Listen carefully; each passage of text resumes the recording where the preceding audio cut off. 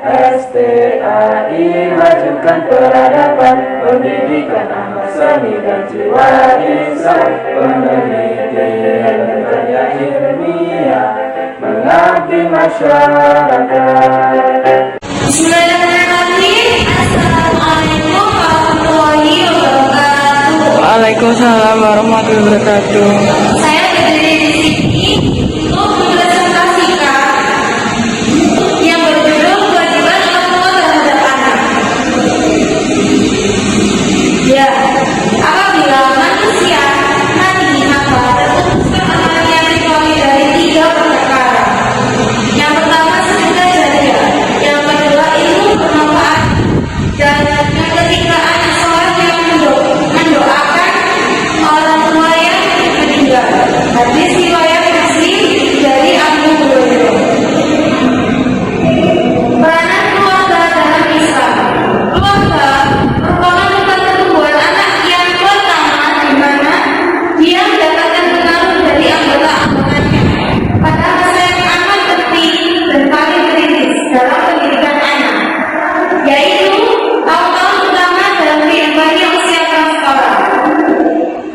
Dalam hadis, menerima kelahiran mereka dengan bersukacita dan tidak boleh menolaknya.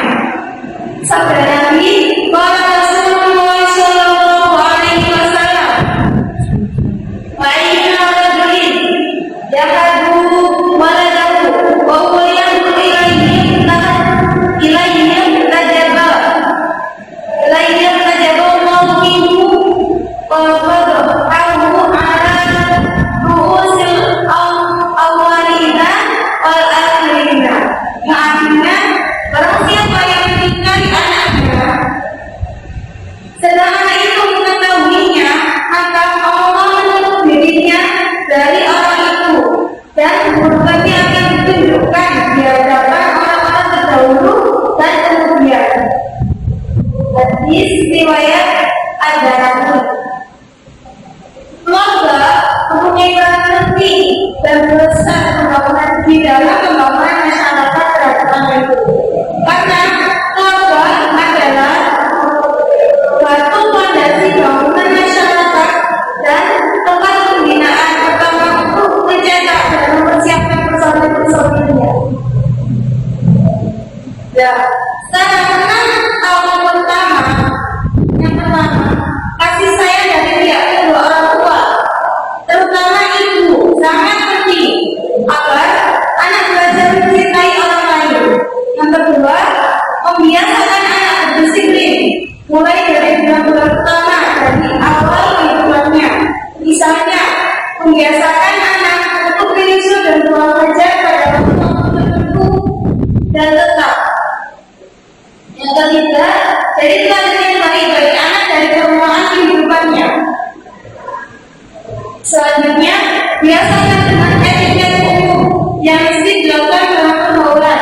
Misalnya, berdoa sebelum makan, tidak memisah kumpul, tidak memakai pakaian atau celana yang pendek, dan lain-lain. Usia setelah 6 tahun. Yang pertama, kenalkan Allah dengan cara yang sederhana, sesuai dengan tingkat pemikirannya. Kedua, jelaskan tentang hukum yang jelas dan tentang hal terlarang. Misalnya, tentang kewajiban menuntut Allah, berwudu, sholat, menyusui, dan melihat kepada yang dilarang. Selanjutnya, ajarkan membiasakan anak membaca Al-Quran dengan benar. Ajarkan tentang bahasa orang tua, kenalkan tokoh-tokoh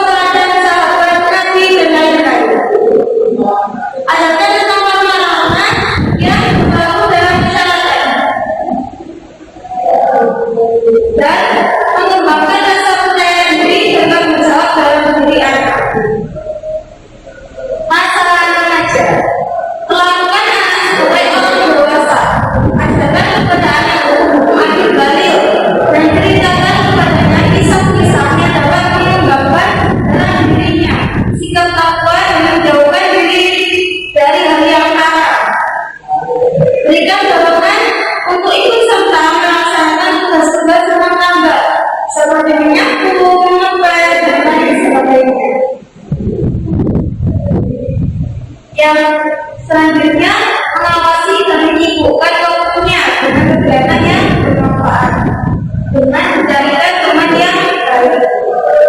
Kesalahan dalam pengasuhan anak yang pertama, ucapan pendidik tidak sesuai dengan perbuatan.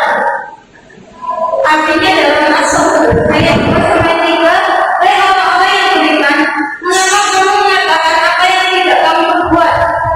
Amat besar kebencian di sisi Allah bahwa kamu mengatakan apa yang tidak kamu kerjakan."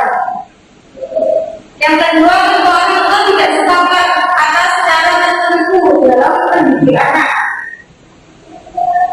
Membiarkan anak jadi korban televisi dan gadget, menyalahkan tanggung jawab pendidikan anak kepada pembantu atau pengasuh.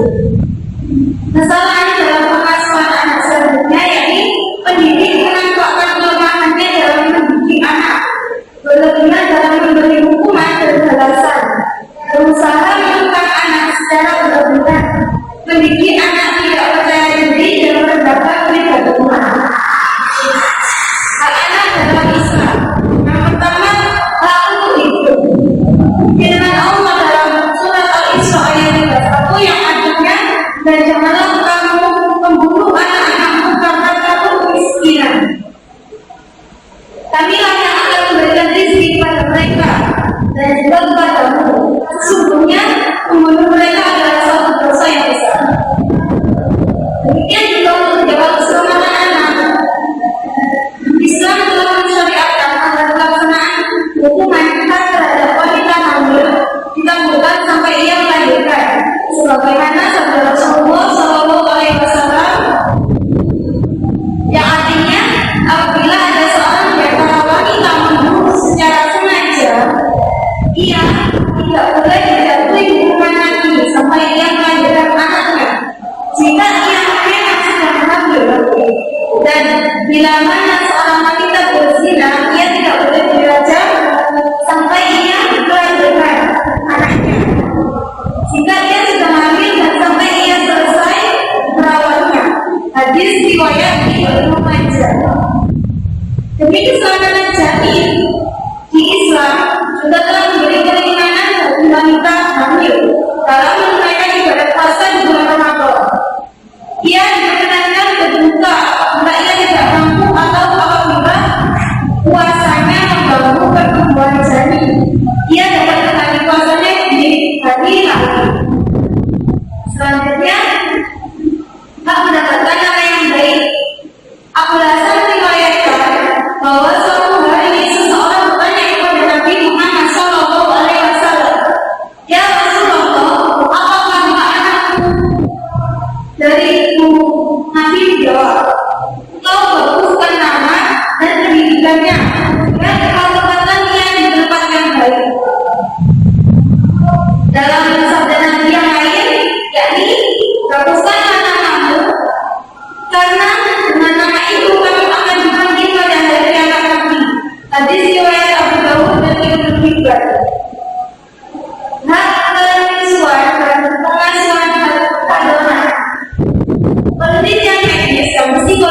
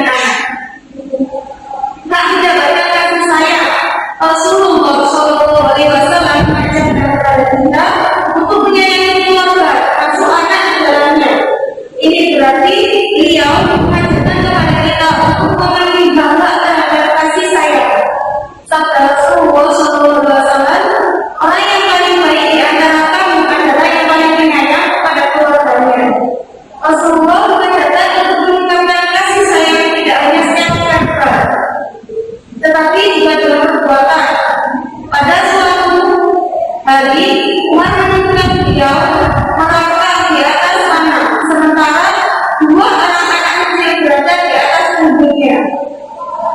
Tuhan berkata, "Hai anak, alangkah baiknya rupa tunggangan itu yang ditunggangi di dalam, alangkah baiknya rupa para penunggangnya. Betapa indah suasana kasih sayang antara Rasul dengan cucu-cucu beliau."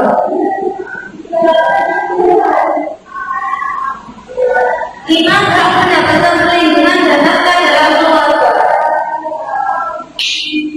Dalam firman Allah dalam surat Al-Baqarah ayat 223 yang artinya, "Dan kewajiban ayah memberi makan dan pakaian kepada para ibu dengan cara yang ma'ruf yang baik." Kemudian firman Allah dalam surat Al-Baqarah ayat 6 yang artinya, "Tempatkanlah mereka para istri di mana kamu bertempat tinggal kemampuan. Apabila keluarga tidak mendapat dan mencukupi nafkah keluarganya atau ayah telah meninggal dunia, maka wali dari anak di antaranya paman dari ayah, saudara laki-laki, tidak ada yang bisa mencukupi nafkah anak, maka negara yang berkewajiban memberi nafkah kepada anak. Negara menentukan zakat atau sumber keuangan lain yang kepada keluarga yang tidak mampu. Bagaimanapun keadaannya, tidak pernah seorang anak harus menafkahi dirinya sendiri. Hak pendidikan dalam keluarga. Rasulullah juga mengajarkan betapa besarnya tanggung jawab orang tua dalam pendidikan anak. Sabdanya, Sallallahu Alaihi Wasallam, "Tidaklah seorang anak yang lahir itu kecuali dalam keadaan fitrah. Kedua orang tuanya yang dijadikan dia Yahudi, Nasrani atau Majusi." Hadis riwayat Muslim. Yang ketujuh, hak mendapatkan kebutuhan pokok sebagai warga negara. Dalam hadis, seorang imam pemimpin adalah berkaitan dengan gembala dan ia akan dimintai pertanggungjawaban atas gembalanya. Hadis riwayat Ahmad, Syaikh, Tirmidzi, Abu Dawud dari Ibnu Umar. Pandangan terhadap anak sebagai perhiasan dunia, anak sebagai jaminan bagi orang tua di hari kiamat, anak sebagai aset masa depan umat, dan lain sebagainya. Pihak-pihak yang bertanggung jawab atas pemenuhan hak anak. Orang tua yang pertama, orang tua dan anggota keluarga yang lain. Yang kedua, negara dengan membuat kebijakan dan peraturan yang membuat keluarga memenuhi hak anak dalam keluarga. Masyarakat dengan ikut menciptakan lingkungan yang kondusif bagi pemenuhan hak anak, bukan malah menjadi pihak yang merampas hak anak. Tips untuk menyiapkan anak yang cerdas. Yang pertama, makanan yang bergizi yang tepat, lingkungan yang sesuai, pengalaman emosional, stimulasi rasional yang tepat, aktivitas fisik yang sesuai. Dan tips keluarga rohani yang pertama, banyak berdoa memohon kepada Allah agar anak-anak dibukakan hati dan pikiran menerima Al-Quran. Mulai dari contoh orang tua yang benar membaca dan menghafal Al-Quran. Menjadikan contoh dan setiap hari menjalankan dengan Al-Quran. Tanamkan Al-Quran sejak dini dengan memperhatikan tumbuh anak.